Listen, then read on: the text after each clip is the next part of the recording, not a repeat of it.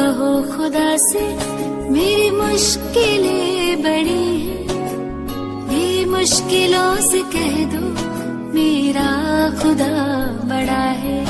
आती है आने या तो कर उनका खैर मकदम, तूफान से ही तो लड़ने खुदा ने तुझे गढ़ा। जय हिंद दोस्तों, आप कैसे हैं? उम्मीद करता हूं कि आप सब परिवार सहित सकुशल होंगे। कोरोना के इस काल में मैं आपसे यह भी उम्मीद करता हूं कि आप अच्छी तरीके से सुचारू रूप से अपनी शिक्षा के कार्य को घर पर रहकर पूरा कर रहे होंगे। बेवजह आप बाजार ना जाएं, बेर साबुन से हाथ धोएं, मास्क को अपने मुंह पर लगाए रखें, क्योंकि आप जानते हो ये एक रेस्पिरेटरी सिस्टम को डैमेज करने वाली बीमारी है और इसमें हमारी नासिका यानी नाक की मुख्य भूमिका होती है। आज विश्व स्तर पर हम देखें तो प्रत्येक देश इस कोरोना वायरस से बुरी तरीके से प्रभावित है। फिर भी नकारात्मकता में सकारात्मकता छुपी होती है और हमें आफत आती है और आफत निकल भी जाती है। जैसा कि हम जानते हैं कि प्रत्येक रात के बाद एक आशा वाली सुबह भी होती है। चूंकि ये टॉपिक काफी बर्निंग इशू है और इस बर्निंग इशू से भारत सरकार ने जितने भी कदम उठाए या वैश्विक स्तर पर जितने भी कदम उठाए गए या उठाए जाएंगे, उन सभी कदमों को एक और आने वाली वीडियो में जो आपके करंट अफेयर्स से रिलेटेड होंगे, मैं अपने दायित्व का निर्वाह करते हुए आपको दूंगा। दिव्य एजुकेटर्स को खोलने का मेरा मकसद यही था कि इस कोरोना काल में हम बाहर न निकलें, अपनी पढ़ाई को सुचारू रूप से जारी रखें और आप लोगों को करंट अफेयर्स उपलब्ध करा दिया है। मैं इस क्षेत्र में यानी YouTube में नया हूं, तथापि एक्सपीरियंस में यह देखा जाए तो मैं 2003 से शिक्षण संस्थान कंपटीशन का चला रहा हूं, जिसका नाम कॉम्पिटिट द स्टडी सर्किल है। मेरे करंट से काफी क्वेश्चंस आयोग में मिलते हैं और इस चैनल की शुरुआत आप लोगों को ध्यान में केंद्रित करते हुए यूपीएससी और एसपीएससी यानी स्टेट पब्लिक सर्विस कमीशन के लिए की गई है। कोरोना वायरस आज मेरा टॉपिक है और इस कोरोना वायरस के बारे में हम लोग विशेष रूप से चर्चा करेंगे। जैसा कि आप देख रहे हैं कि पूरी धरा जो है खतरे में है और धरा पर प्रत्येक व्यक्ति के आंसुओं को मैंने आपको इंगित किया है और ये रहा कोरोना। कोरोना असल में ये चीन से निकला हुआ वायरस है। चीन के वुहान शहर में ये मिला था और वुहान शहर हुबई प्रांत का एक शहर है। अब आपसे क्वेश्चन यहाँ पे भी बन जाएगा कि ये वायरस कहाँ से मिला, वुहान, लेकिन हम हुबई प्रांत की तरफ ध्यान नहीं देंगे और आयोग का ध्यान हुबई प्रांत की तरफ आ जाएगा और आपको वो यहाँ पर मात देने की कोशिश करेगा। इसलिए कोशिश में ये करिए कि आप जो है इसको लिखते जाएं, क्योंकि आपको ये सुविधा है कि वीडियो को डाउनलोड करते हुए, पोज करते हुए उसको लिख सकते हैं आप और बार बार इसको देख सकते हैं। तो हुबेई प्रांत के वुहान शहर में, जो कि चाइना का एक शहर है, यहाँ से सी फूड मार्केट से ये वायरस डेवलप हुआ। अब कोरोना क्या है? कोरोना एक वायरस का समूह है और ये वायरस जानवरों में जाते हैं और जानवरों से जाने के बाद में ये वायरस ह्यूमन में, जो जानवर जो नॉन वेज वाले लोग होते हैं उनको खाते हैं जब, तो ये उनमें डेवलप हो जाता है और ये म्यूटेट हो जाता है।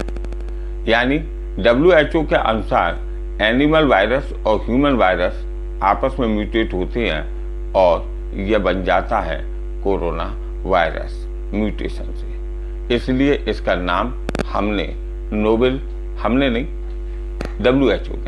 WHO ने इसका नाम नोवेल कोरोना वायरस रखा। और ये असल में 2002 में एक इसका रूप आया था, सार्स कोविड 2002, और ये सार्स कोविड 2002 भी चीन से निकला था। फिर उसके बाद में आया मर्स कोविड 2012, ये आया था आपके भूमध्य सागर वाले क्षेत्र के सऊदी अरब क्षेत्र से। यहाँ पे भी इन दोनों वायरसों ने विशेष रूप से WHO यानी वर्ल्ड हेल्थ ऑर्गेनाइजेशन की स्थापना जो 7 अप्रैल 1948 में हुई थी, 7 अप्रैल को हम स्वास्थ्य दिवस के रूप में इसलिए मनाते हैं। WHO का मुख्यालय जो है वो जिनेवा स्विट्जरलैंड में है और इस समय WHO के अध्यक्ष जो हैं मिस्टर टेड्रोस हैं। WHO की एक अहम कमेटी यानी एग्जीक्यूटिव कमेटी के अध्यक्ष बनने का सौभाग्य इस समय हमारे प्रिय भारत को प्राप्त हुआ है और भारत के श्री हर्षवर्धन जी WHO की एग्जीक्यूटिव कमेटी के अध्यक्ष बने हैं। WHO ने इसका नाम नोवेल कोरोना वायरस रखा। नोवेल कोरोना वायरस का तात्पर्य यह था कि यह वायरस जानवरों से में आएगा और जानवरों से आने के बाद ह्यूमन में यह म्यूटेशन होगा। जब इसका ह्यूमन में म्यूटेशन होगा तो एक नया रूप लेगा। उसी को हम, जैसा कि आपके व्हाइट बोर्ड पर दिख रहा होगा, जूनोटिक वायरस के नाम से जानते हैं। जूनोटिक वायरस एक आपस में जब ये म्यूटेशन होता है तो उस अवस्था में बनता है और ये बहुत ताकतवर हो जाता है।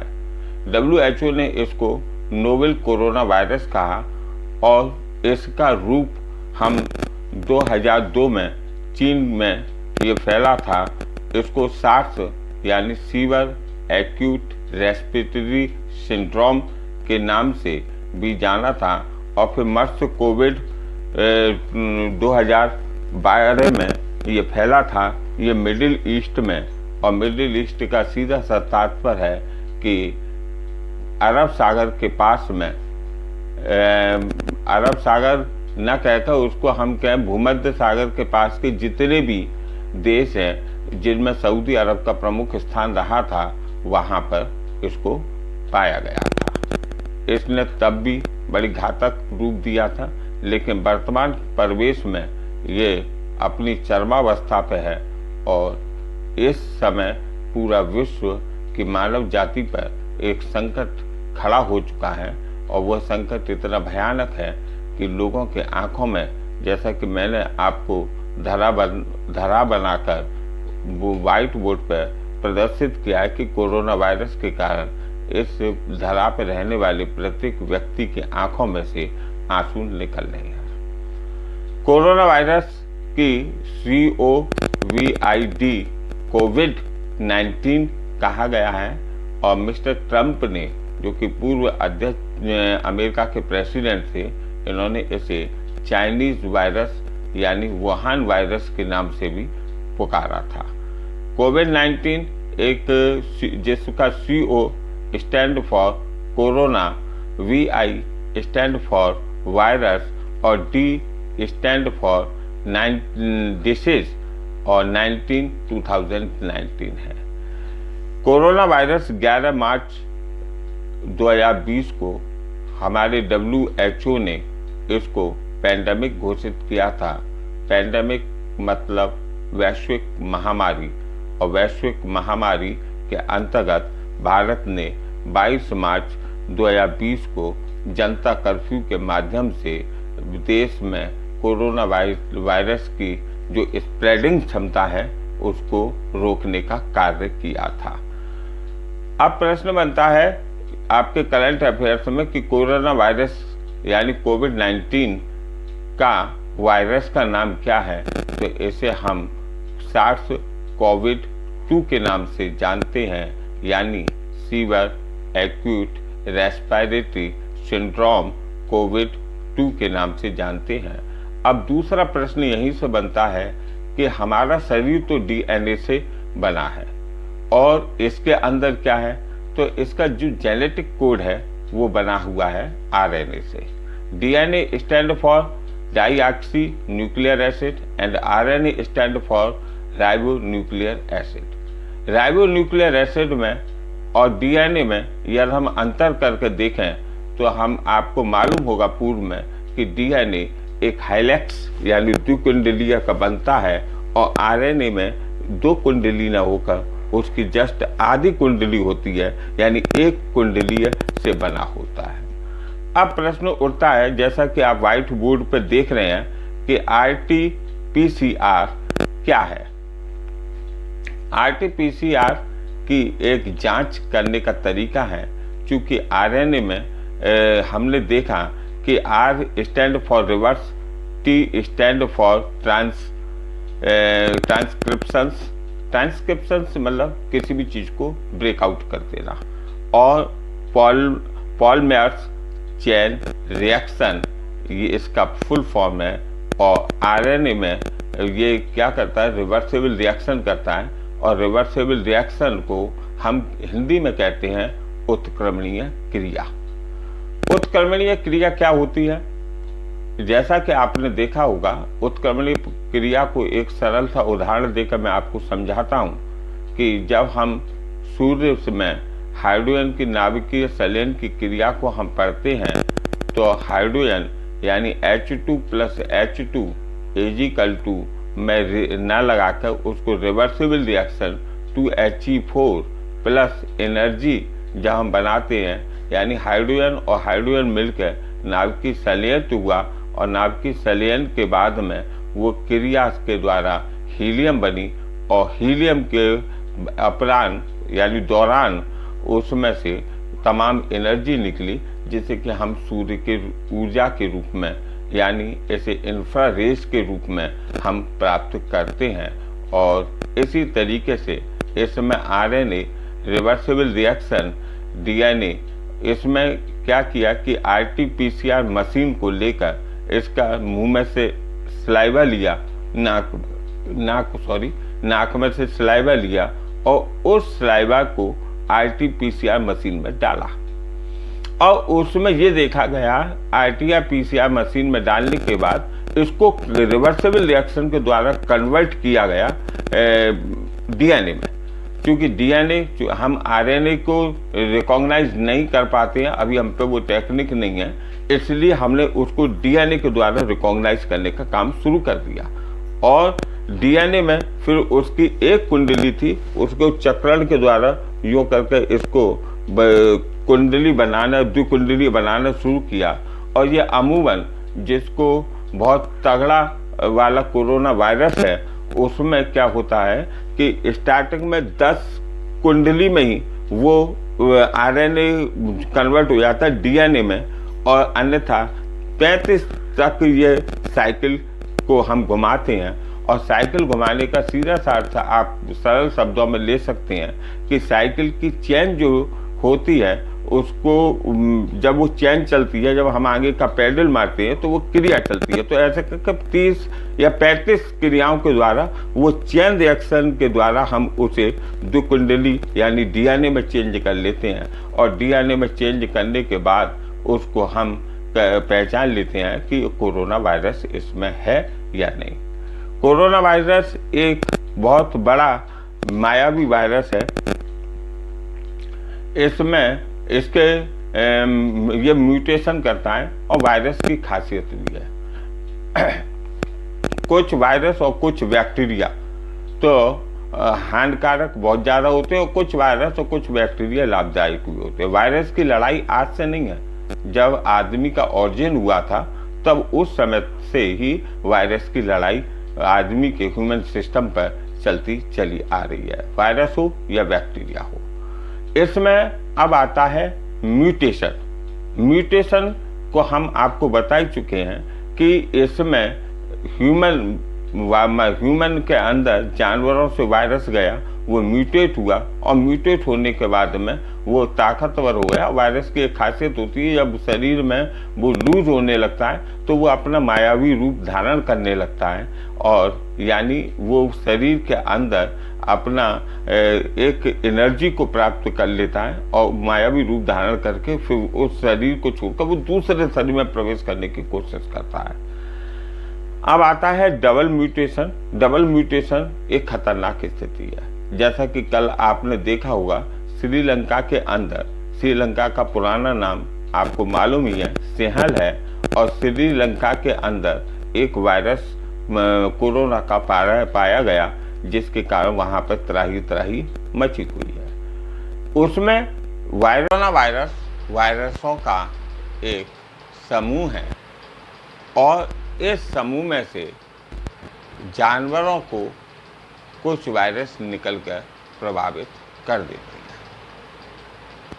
हैं। मुख्य रूप से कोरोना वायरस चमगादड़, स्नेक और पेंगोलिन, जिसे शुद्ध हिंदी में चींटीखोर भी कहते हैं, उसमें पाया, उससे ही बनता है। कोरोना वायरस जब जानवरों के अंदर जाता है, और जानवरों के अंदर से जब ह्यूमन बीइंग में प्रवेश करता है जानवरों के भोजन से, तब उस स्थिति में इस क्रिया को जूनोटिक क्रिया हो जाती है, और जूनोटिक क्रिया के बाद ये वायरस जिस नाम से जाना जाता है उसे कहते हैं जूनोटिक वायरस। कोरोना वायरस से आज ये कोरोना वायरस जो है कोविड-19, इससे पहले ये 2002 में चीन में सार्स कोविड 2002 के नाम से जाना गया। यहाँ पर SARS stand for severe acute respiratory syndrome है। क्योंकि जैसा कि आप देख रहे हैं कि कोरोना वायरस की जो शेप जो है एक क्राउन की तरीके से है, इसलिए इसे हम क्राउन वायरस के रूप में भी जानते हैं। कोविड-19 में हम सार्स कोविड 2 इसका वैधानिक नाम दिया गया। सार्स कोविड 2 के अंतर्गत अगर आपके एग्जाम में पूछा जाए कि कोविड वायरस का वैधानिक नाम क्या है, तो इसे कहेंगे सार्स कोविड 2 यानी severe acute respiratory syndrome. ICMR Indian council for medical research ने सबसे पहले इसके लिए हाइड्रोक्लोरोक्विन नाम की दवा को रेफर किया था। WHO। अब आपका एक प्रश्न बनता है कि निम्न विकल्पों में से कौन सी बीमारी कोविड-19 से संबंधित नहीं है। विकल्प ए में दे दिया आपको कि सार्स यानी सीवर एक्यूट रेस्पिरेटरी सिंड्रोम। विकल्प बी में आपको दे दिया मर्स। विकल्प सी में आपको दे दिया मीसेल्स और विकल्प डी में आपको दे दिया कोविड-19। तो सीधी सी बात यह है कि केवल विकल्प सी इसका उदाहरण होगा। ये कोरोना से संबंधित बीमारी नहीं है। कोरोना एक बहुत घातक बीमारी है और इंडियन काउंसिल मेडिकल रिसर्च ने कोवैक्सीन को वैक्सीन के रूप में, जो कि पूर्ण स्वदेशी वैक्सीन है, इसको वैक्सीन के रूप में सलाह दी थी कि वैक्सीन के रूप में अपना सकते हैं। इसके बाद प्रश्न बनता है कि प्रधानमंत्री ने सांसद निधि से कितने % उनके वेतन में से कट ऑफ करने की कोरोना के चलते मांग की थी। तो वो आंसर होगा उसका 30%। अब सांसद निधि को दूसरा प्रश्न यहीं पे यह बनता है कि सांसद निधि से कितने वर्षों के लिए सांसद निधि सांसदों को नहीं देने की बात कही गई है।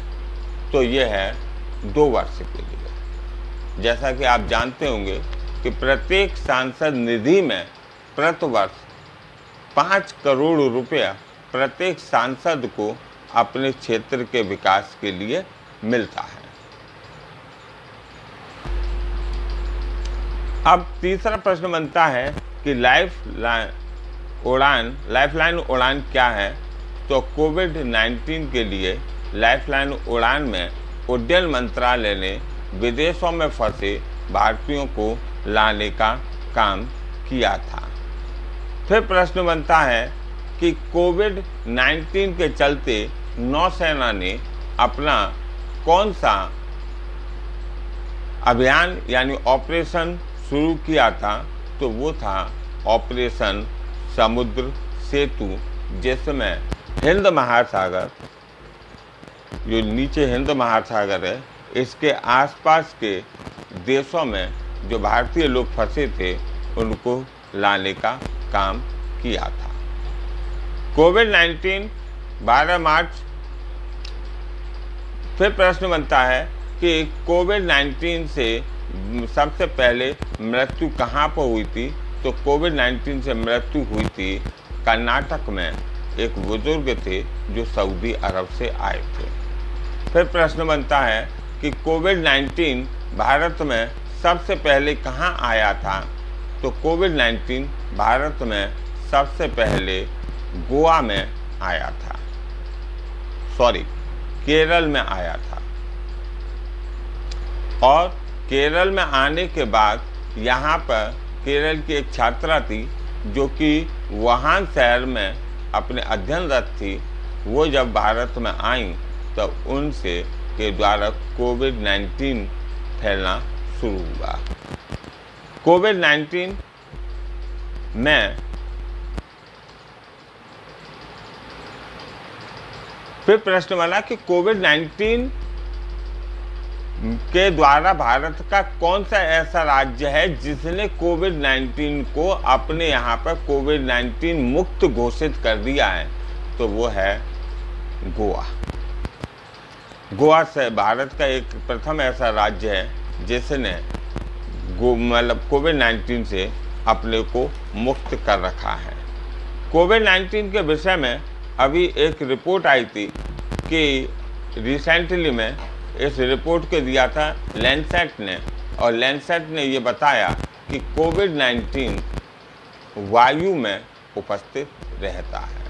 क्योंकि कोविड-19 एक खतरनाक वायरस बन चुका है।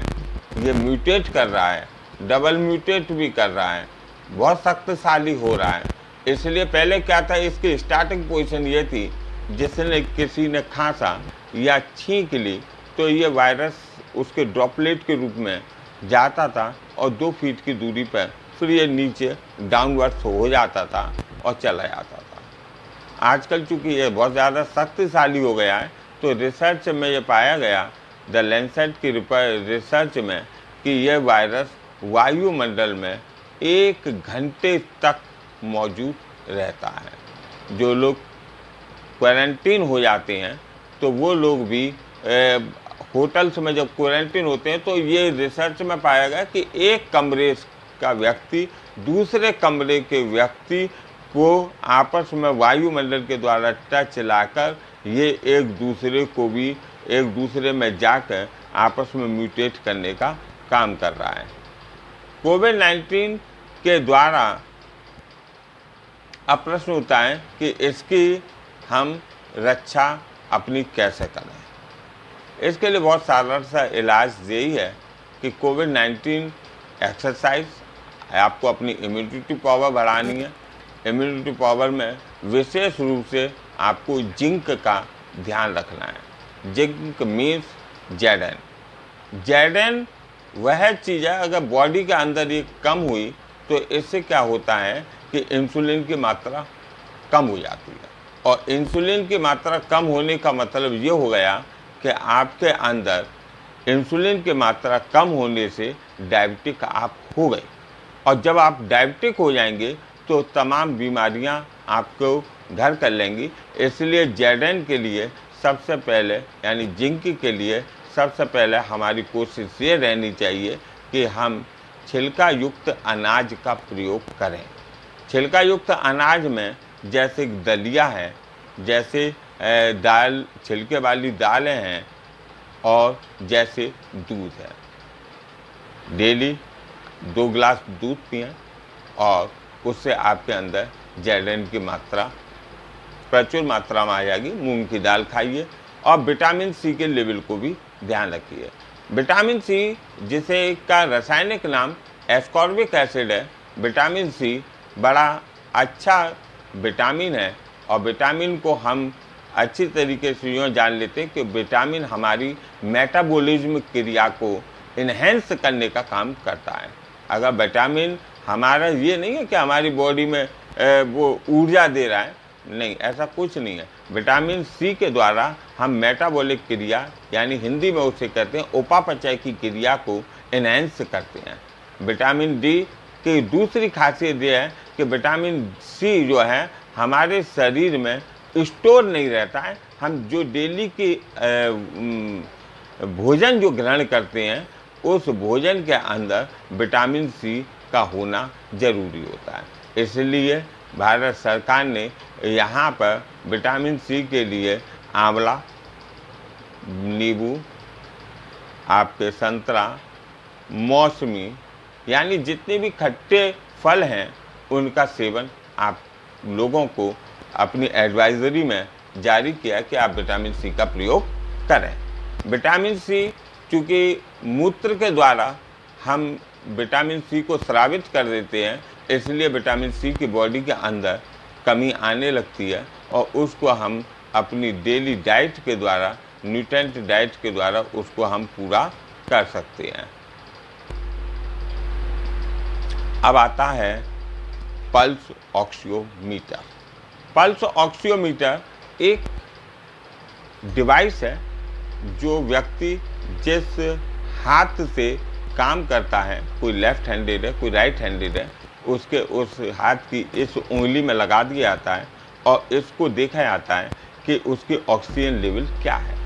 ऑक्सीजन लेवल नापने के लिए इसका सीधा सा तरीका यह है कि अगर 94 प्लस है तो कोई घबराने की बात नहीं है, और पल्स की रेट जिसे कि हम पल्स रेट कह रहे हैं, उस पल्स रेट में हमारी 65 से लेकर 90 तक के बीच में मेंटेन रहती है, तो कोई घबराने की बात नहीं है। और कोरोना के काल में वेंटिलेटर हमें नुकसान देंगे, और अपने घर में यदि हम खुले में हैं तो खुले में हम अच्छी तरीके से इनको कोरोना का वायरस जो कि द लेसेंट की रिपोर्ट है उसके मुताबिक खुले में ये कम पाया जाता है बजाय एसी के, और एसी में हमें प्रयोग एसी का कम करना चाहिए। हमने एक नौसैनिक ऑपरेशन जिसको समुद्र सेतु नाम दिया था, वहाँ से भी एक क्वेश्चन बनता है कि इस समुद्र सेतु ऑपरेशन में किन नौसैनिक जहाज़ों का प्रयोग किया गया था। ये नौसैनिक जहाज़ दो का प्रयोग किया गया था। पहला था INS जलसावा और दूसरा था INS मगर। इन दोनों समुद्री जहाज़ों की सेवा ऑपरेशन सेतु को करने के लिए ली गई थी। नेक्स्ट क्वेश्चन ये बनता है कि भारत सरकार ने किस ऐप के द्वारा कोरोना वायरस को रोकथाम के लिए ऐप लॉन्च किया था। वो था आरोग्य सेतु। एक क्वेश्चन और बनता है कि वुहान डायरी डिस्पैच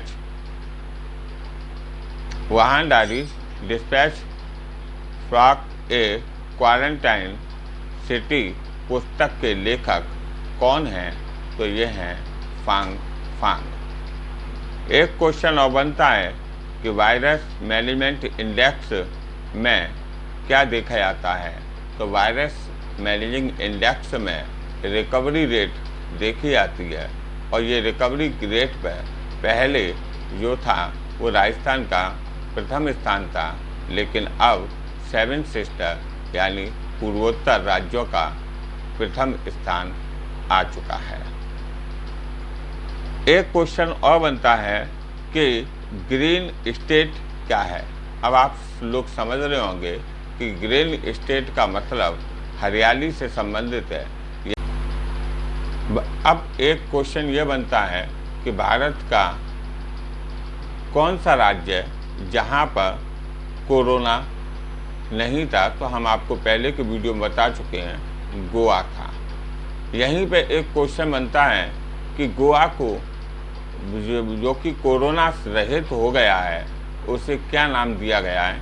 उसको नाम दिया गया है ग्रीन स्टेट। ग्रीन स्टेट का यहाँ पे आशय ये नहीं है कि हरियाली में वो भरा हुआ हो। ग्रीन स्टेट का मतलब है कोरोना रहित होना।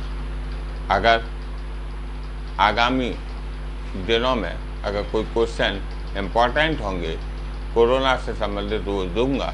उसके बाद कल आपका जो वीडियो आएगा वो करंट अफेयर से संबंधित आएगा। इसके लिए आप दो काम कीजिएगा। पहला, कॉपी लीजिएगा, कॉपी को 2 भागों में डिवाइड कीजिएगा। एक भाग में 1 लाइनर और पहले भाग में जो हम करेंगे वो लेंदी क्वेश्चनों को यानी प्रत्येक चीज़ का डिस्क्रिप्शंस करते हुए उसको लिखेंगे, और इस तरीके से हम आगे जाने की कोशिश करेंगे।